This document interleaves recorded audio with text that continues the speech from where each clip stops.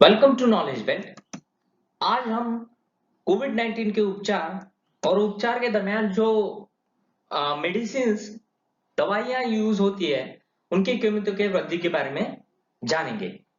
साथ में हम ये भी जानेंगे कि एक्टिमेरा ड्रग्स जो कि एक बहुत ही इंपॉर्टेंट ड्रग्स है जो यूज किया जा रहा है कोविड ट्रीटमेंट के दरमियान, उसका मिसयूज हो रहा है, उसके बारे में भी हम जानेंगे। और डब्ल्यूएचओ के द्वारा कुछ मिथ बस्टर्स रिलीज किए गए हैं उनके वेबसाइट पे, और उसके बारे में भी हम आगे जानेंगे। एक्टिवेरा एक्टिवेरा ये एक टोसेलिजुमाब इंजेक्शन है। तो ये मैन्युफैक्चर किया जाता है इंडिया में रोचे फार्मा के द्वारा। इंडिया में Swiss multinational health care company ये रूचे फार्मा की पेरेंट कंपनी है। और सिप्ला जो एक इंडियन कंपनी है, इसने इसके डिस्ट्रीब्यूशन एग्रीमेंट्स में हिस्सा लिया है और डिस्ट्रीब्यूशन राइट्स अपने पास रखे हुए हैं। तो कई बार हमें लगता है कि सिप्ला इसे बना रहा है, मगर नहीं, इसे रोचे फार्मा बना रहा है और सिप्ला इसे सिर्फ सप्लाई कर रहा है। इंडिकेशन और यूजेस, इसके बारे में यूजेस इसके बारे में जो इंपॉर्टेंट खबरें है उसे इंडिकेशन और यूजेस जहां इसे इस्तेमाल करना चाहिए। सीवियर रूमेटॉइड आर्थराइटिस, जिसे शॉर्टली हम आरए भी कहते हैं, वो है क्या? तो ये एक ऐसी बीमारी है जिसमें जोड़ों में यानी शरीर के जॉइंट्स में दर्द होता है। और सिस्टमैटिक जुवेनाइल आर्थराइटिस यानी जिसमें लिवर, लंग्स, हार्ट और जॉइंट में सूजन होती है, जो खासकर बच्चों में पाई जाती है। साइटोकाइन रिलीज सिंड्रोम, इसमें नॉर्मली सांस लेने में तकलीफ होती है। और उसी के साथ कोविड 19 पेशेंट को भी ये दवाई दी जा सकती है।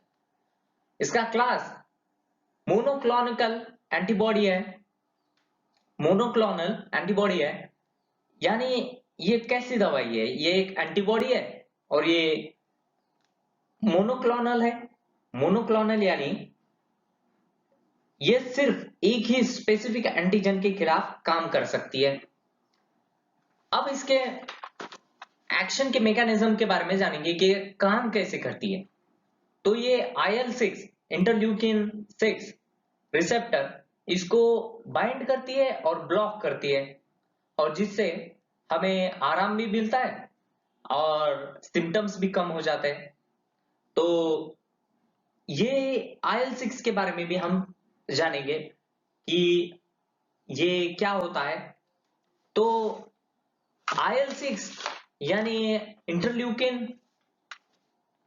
इंटरल्यूकिन 6 रिसेप्टर, ये ये इम्यून सेल के द्वारा प्रोड्यूस किए जाने वाला एक सब्सटेंस है। तो ये कब रिलीज करती है इम्यून सेल्स? जब उसे लगे कि इन्फ्लेमेशन यानी कुछ फूला हुआ है, मतलब इन्फ्लेमेशन हुआ है बॉडी में कहीं, और इन्फेक्शन हुआ है, तब ये सेल्स इसे रिलीज करती है। और एक बार ये रिलीज करने के बाद ये लिवर हेपेटोसाइट्स पे टारगेट करती है।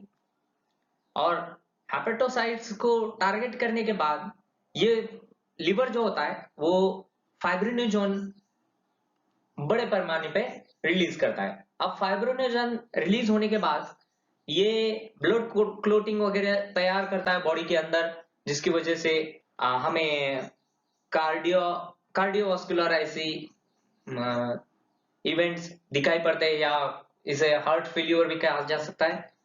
तो इसके बारे में प्रिकॉशंस क्या लेनी चाहिए? जब आपको एलर्जी हो, जब आपको सीवियर एक्टिव इन्फेक्शन हो, किसी चीज का इन्फेक्शन संक्रमण हुआ हो, तो इसे नहीं लेना चाहिए। किडनी प्रॉब्लम हो, टीबी हो, लिवर डिसीज हो या कैंसर हो, इन चीजों में इसे नहीं लेना चाहिए।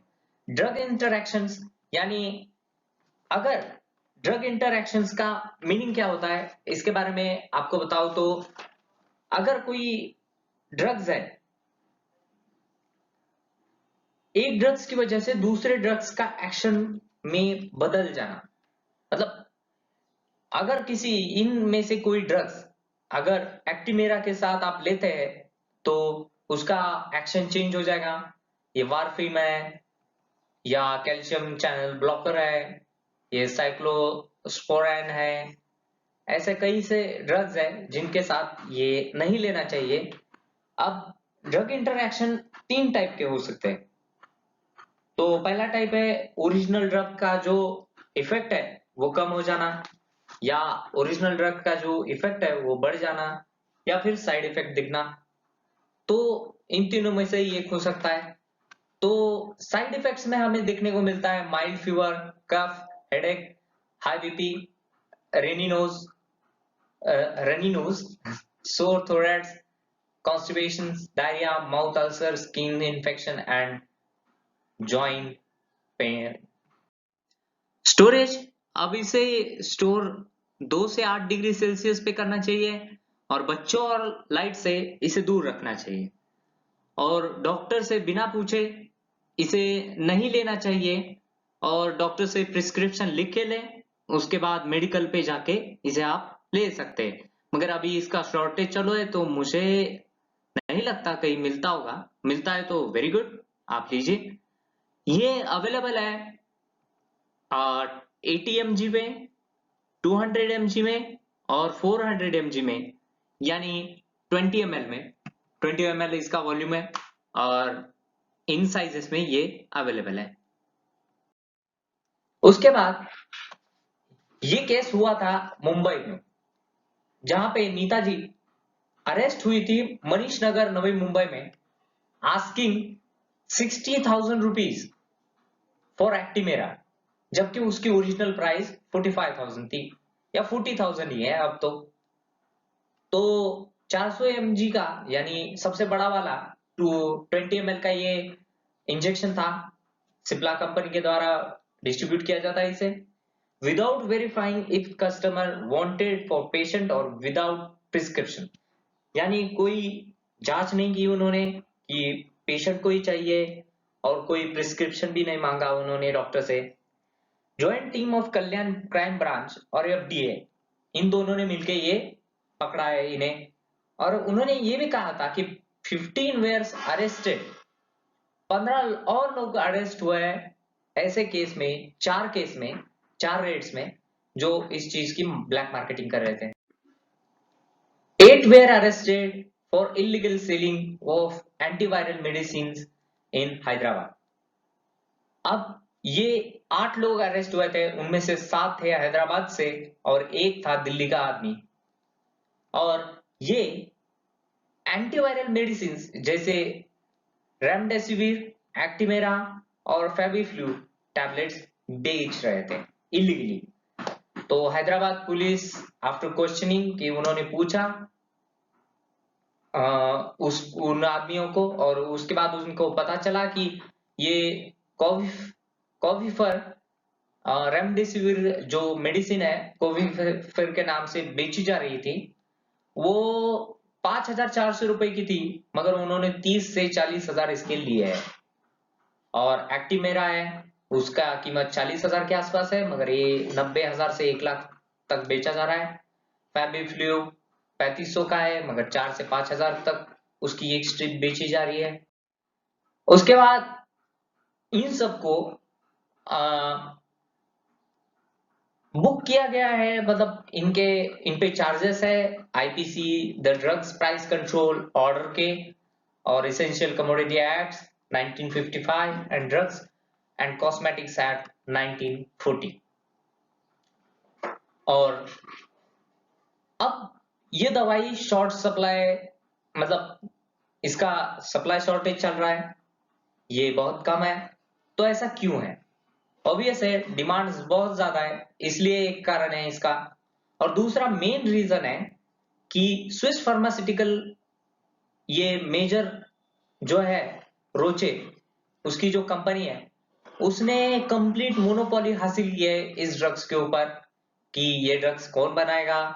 उसके बाद ये रोचे एंड इट्स सब्सिडरी, इन्हीं को ये मिल सकता है राइट्स की वो बनाए, और Roche has not release, not licence it out to any other company, किसी और को ये लाइसेंस नहीं दिए गए हैं। और इसी वजह से इसका शॉर्ट सप्लाई चल रहा है। उसके बाद हम एक्टिमेरा के अलावा भी और कुछ कंपनीज है जो अपने प्रोडक्ट्स एंटीवायरल मेडिसिन के तौर पे लाए हुए हैं, जो बेचे जा रहे हैं एज अ ट्रीटमेंट ऑफ कोविड-19। सो बायोकॉन ये एक कंपनी है जिसने एटोलिजुमैब मोनोक्लोनल एंटीबॉडी ये बेच रहे हैं। उसके बाद सिप्ला ने भी अपना ओन रेमडेसिविर लॉन्च किया है जिसका नाम है सिप्रीमी। और उसके बाद फैविपिराविर जो है वो बेचा जा रहा है फैबिफ्लू के नाम पे। और हेट्रो ड्रग्स लिमिटेड इन्होंने भी अपना खुद का रेमडेसिविर, हर कोई अपना अपना रेमडेसिविर ला रहा है मार्केट में, तो हेट्रो ड्रग्स लिमिटेड भी पीछे नहीं रहा, तो उन्होंने भी कोविफॉर के नाम पे ये ड्रग्स मार्केट में लाया हुआ है। कोविड-19 के लिए कुछ पब्लिक एडवाइस और WHO ने रिलीज किए, मिथबस्टर रिलीज किए, और उसमें पहला फैक्ट है कि people should not wear mask while exercising, यानी एक्सरसाइज करते वक्त आप मास्क ना पहने, क्योंकि एक्सरसाइज की जाती है ऑक्सीजन को अपने बॉडी में फ्री फ्लो के लिए, यानी ज्यादा से ज्यादा ऑक्सीजन बॉडी में जाए इसलिए पहनी जाती है। और ऑक्सीजन के पाथ में एक ऑब्स्ट्रक्शन आता है मास्क पहनने से। और नॉर्मली हम लोग एक्सरसाइज फ्री एरिया में करते हैं या घर में बैठ के करते हैं, तो वहां पे मुझे नहीं लगता कि मास्क की उतनी ज्यादा जरूरत होगी। तो नेक्स्ट है कि कोरोना वायरस डिसीज ये वायरल डिसीज है, ना कि बैक्टीरियल, क्योंकि ये सबको पता है, मगर कुछ लोग एंटीबॉडीज यूज कर रहे हैं, तो एंटीबॉडीज इस पे काम नहीं करेगी क्योंकि ये एक वायरल डिसीज है।